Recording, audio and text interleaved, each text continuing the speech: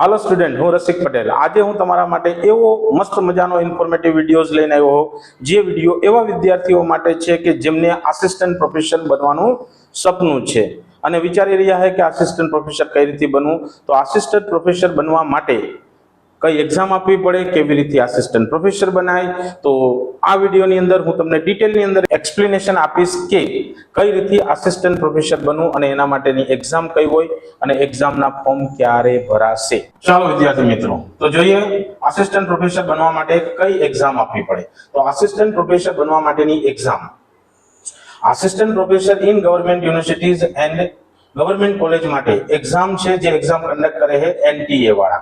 એક્ઝામનું નામ છે UGC net. UGC net અને યુજીસી નેટ માટે એલિજિબિલિટી છે master degree with 55% in any subject. તમે કોઈ પણ સબ્જેક્ટની અંદર માસ્ટર કમ્પ્લીટ કરી ચૂક્યા હો અથવા તો માસ્ટરની અંદર લાસ્ટ યરની અંદર હો તો તમે આ એક્ઝામ માટે એલિજિબલ છો.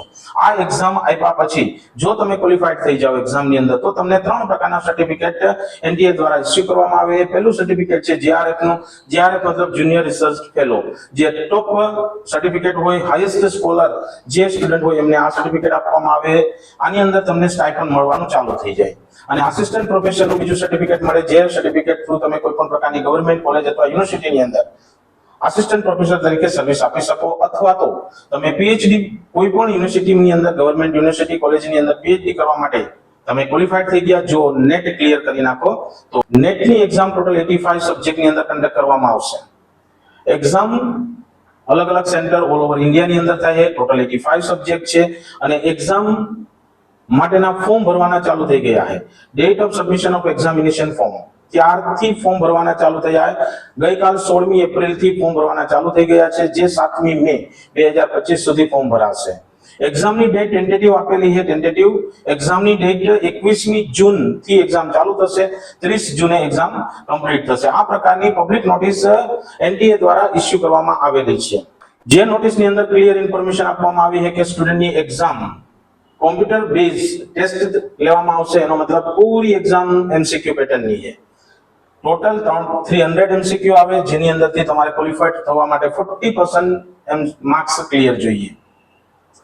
વધારે ડિટેલ માટે એના તો આપણે અલગથી વિડીયો બનાવીશ, જેની અંદર આપણે ડિટેલની અંદર એક્સપ્લેનેશન કરીશું કે કેટલા સબ્જેક્ટ હોય અને કયા કયા સબ્જેક્ટ માટે કેટલા માર્ક્સ મિનિમમ લાવવા પડે તો તમે આસિસ્ટન્ટ પ્રોફેસરની એક્ઝામ ક્રેક કરી શકો.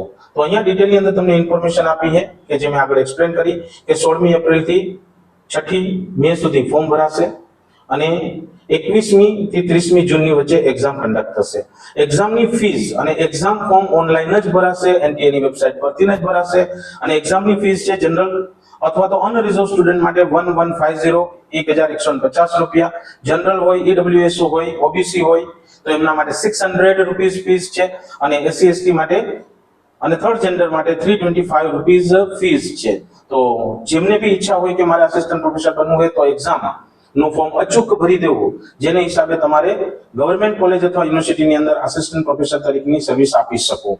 તો જો વિડીયો સારો લાગ્યો હોય તો શેર કરો, સબસ્ક્રાઇબ કરો અને તમારા બીજા વિદ્યાર્થી મિત્રોને ઇન્ફોર્મ કરો કે આ પ્રકારની એક્ઝામ હોય છે આસિસ્ટન્ટ પ્રોફેસર બનવા માટે.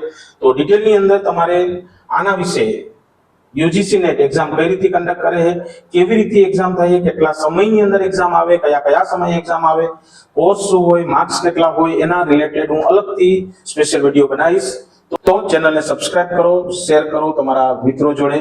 તો બેસ્ટ ઓફ લક બધા વિદ્યાર્થી મિત્રોને. Okay, good bye, Tata.